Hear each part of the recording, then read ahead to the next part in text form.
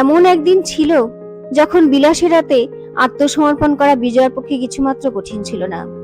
কিন্তু আজ শুধু বিলাস কেন, এত বড় পৃথিবীর এত কোটি লোকের মধ্যে কেবল একটিমাত্র লোক ছাড়া আর কেহ তাহাকে স্পর্শ করিয়াছে ভাবিলেও তাহার সর্বাঙ্গ ঘৃণায়, লজ্জায় এবং কি একটা গভীর পাপের ভয়ে ত্রস্ত, সশঙ্কিত হইয়া ওঠে।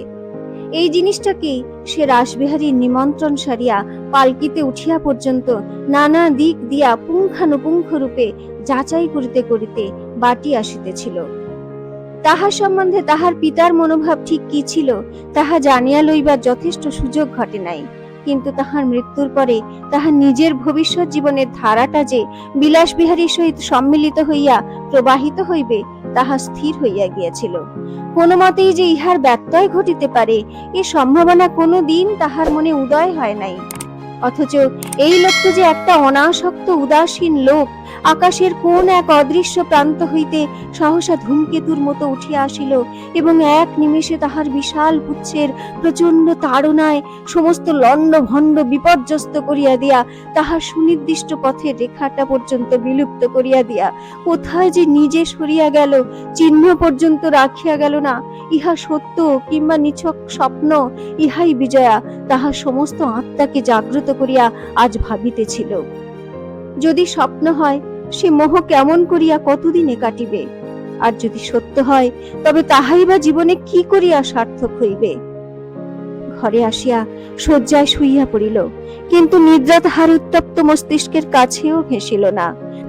আজ যে আশঙ্কাটা তাহার মনে বারবার উঠিতে লাগিল তাহা এই যে চিন্তা কিছুদিন হইতে তাহার চিত্তকে অহর্নিশ আন্দোলিত করিতেছে তাহাতে সত্য বস্তু কিছু আছে, কিংবা সে শুধুই তাহার আকাশ কুসুমের মালা। নিদারুণ সমস্যার গ্রন্থি ভেদ করিয়া তাহাকে কে দিবে? তাহার মা নাই, পিতাও পরলোকে, ভাই বোন তো কোনোদিনই ছিল না। আপনার বলিতে একা রাসবিহারী ব্যতীত আর কেহ নাই। তিনিই বন্ধু, তিনিই বান্ধব, তিনিই অভিভাবক। অথচ কোন শুভ উদ্দেশ্য সিদ্ধ করিতে যে তিনি এমন তাড়া করিয়া তাহাকে তাহার আজন্ম পরিচিত কলিকাতার সমাজ হইতে বিচ্ছিন্ন করিয়া দেশে আনিয়া ফেলিয়াছেন, সে আজ বিজয়ার কাছে জলের ন্যায় স্বচ্ছ হইয়া গেছে। এই স্বচ্ছতার ভিতর দিয়া যতদূর দৃষ্টি যায় আজ সমস্তই তাহার চোখের সুস্পষ্ট হইয়া ফুটিয়া উঠিতেছে। বিদেশ যাত্রায় নরেনকে অযাচিত সাহায্য দান, নিজের গৃহে এই খাওয়ানোর আয়োজন, সম্মানিত অতিথিদের সম্মুখে এই বিবাহের প্রস্তাব, তাহার সলজ্জ নীরবতার অর্থ মৌন সম্মতি বলিয়া অসংশয়ে প্রচার করা, তাহাকে সকল দিক দিয়া বাঁধিয়া ফেলিতে এই বৃদ্ধের চেষ্টা পরম্পরার কিছুই আর তাহার কাছে প্রচ্ছন্ন নাই। কিন্তু রহস্য এই যে অত্যাচার উপদ্রবের লেশমাত্র চিহ্ন রাসবিহারীর কোনো কাজে কোথাও বিদ্যমান নাই। অথচ বৃদ্ধের বিনম্র স্নেহ সরস মঙ্গলেচ্ছার অন্তরালে দাঁড়াইয়া কত বড় দুর্নিবার তাড়না যে তাহাকে অহরহ ঠেলিয়া জালের মুখে অগ্রসর করিয়া দিতেছে, উপলব্ধি করার সঙ্গে সঙ্গেই নিজের উপায়বিহীনত্বের ছবিটা এমনি সুস্পষ্ট হইয়া দেখা দিল যে একাকী ঘরের মধ্যেও বিজয়া আতঙ্কে শিহরিয়া উঠিল। সমস্ত রাত্রির মধ্যে সে মুহূর্তের জন্যেও ঘুমাইতে পারিল না।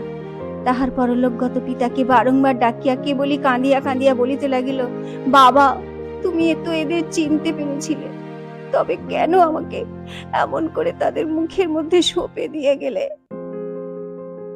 একসময় সে নিজেই বিলাসকে পছন্দ করিয়াছিল এবং তাহারই সহিত একযোগে পিতার ইচ্ছার বিরুদ্ধেও নরেনের সর্বনাশ কামনা করিয়াছিল। সেই কামনাই আজ তাহার সমস্ত শুভ ইচ্ছাকে পরাভূত করিয়া জয়লাভ করিতেছে মনে করিয়া তাহার বুক ফাটিতে লাগিল। সে বারবার করিয়া বলিতে লাগিল, স্নেহে অন্ধ হইয়া কেন পিতা এই সর্বনাশের মূল সহস্তে উন্মিলিত করিয়া গেলেন না? কেন তাহারই বুদ্ধি বিবেচনার উপর সমস্ত নির্ভর করিয়া গেলেন? আর তাই যদি গেলেন তবে কেন তাহার স্বাধীনতার পথ এমন করিয়া সকল দিক দিয়া রুদ্ধ করিয়া গেলেন?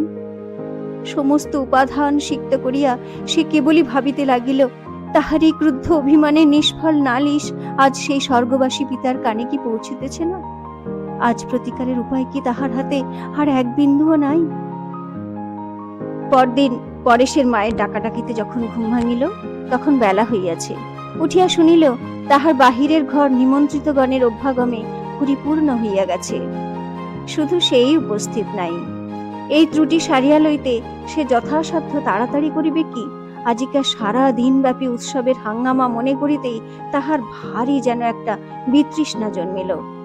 শীতের প্রভাত সূর্যালোক বাগানের আম গাছের মাথায় মাথায় ভরিয়া গেছে এবং তাহারি পাতার ফাঁকে ফাঁকে সম্মুখের মাঠের উপর দিয়া রাখাল বালকেরা খেলা করিতে করিতে গরু চড়াইতে চলিয়াছে। দেশে আসিয়া পর্যন্ত এই দৃশ্যটি দেখিতে তাহার কোনোদিন ক্লান্তি জন্মে নাই। অনেক দিন অনেক দরকারি কাজ ফেলিয়াও সে বহুক্ষণ পর্যন্ত ইহাদের পানে চাহিয়া বসিয়া থাকিত, কিন্তু আজ সে ভাবিয়াই পাইল না এতদিন কি মাধুর্য ইহাতে ছিল। বরঞ্চ এ যেন একটা অত্যন্ত পুরানো বাসি জিনিসের মতো তাহার কাছে আগাগোড়া বিস্বাদ ঠেকিল। এই দৃশ্য হইতে সে তাহার শ্রান্ত চোখ দুটি ধীরে ধীরে ফিরাইয়া লইতেই দেখিতে পাইল কালীপদ এক এক লাফে ৩-৩টা সিঁড়ি ডিঙাইয়া উপরে উঠিতেছে। চোখাচোখি হইবা মাত্র সে মহা ব্যস্ততার ইঙ্গিত জানাইয়া হাত তুলিয়া বলিয়া উঠিল, মা, শিগগির শিগগির, ছোট বাবু ভয়ানক রেগে উঠেছেন, আজ এত দেরিও করতে আছে। কিন্তু অগ্নিস্ফুলিঙ্গ একরাশি বারুদের মধ্যে পড়িয়া যে বিপ্লবের সৃষ্টি করে, ভৃত্যের এই সংবাদটাও বিজয়ার দেহ মনে ঠিক তেমনি ভীষণ কাণ্ড বাঁধাইয়া প্রচন্ড অগ্নিকাণ্ডের ন্যায় প্রজ্বলিত হইয়া উঠিল। কিন্তু হঠাৎ সে কথা কহিতে পারিল না। তাহার দুই প্রদীপ্ত চক্ষু হইতে দাহ ঠিকরিয়া পড়িতে লাগিল। কালীপদ সেই চোখের পানে চাহিয়া ভয়ে জড়সড় হইয়া কি একটা পুনরায় বলিবার চেষ্টা করিতেই বিজয়া আপনাকে সামলাইয়া লইয়া কহিল, তুমি নিচে যাও কালীপদ।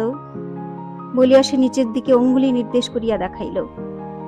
এবারটিতে ছোটবাবু বলিতে যে বিলাস বিহারীকে এবং বড়বাবু বলিতে তাহার পিতাকে বুঝায় বিজয়া তাহা জানিত, কিন্তু এই দুটি পিতাপুত্রে এখানে এত বড় হইয়া উঠিয়াছেন যে তাহাদের ক্রোধের গুরুত্ব আর চাকর বাকরদের কাছে বাড়ির মনিবকে পর্যন্ত অতিক্রম করিয়াছে, এ খবর বিজয়া এই প্রথম পাইল। আজ সে স্পষ্ট দেখিল ইহারই মধ্যে বিলাস এখানকার সত্যকার প্রভু এবং সে নিজে তাহার শাসিত কৃপার পাত্রী। এ তথ্য যে তাহার মনের আগুনে জলধারা সিঞ্চিত করিল না, তাহা বলাই বাহুল্য।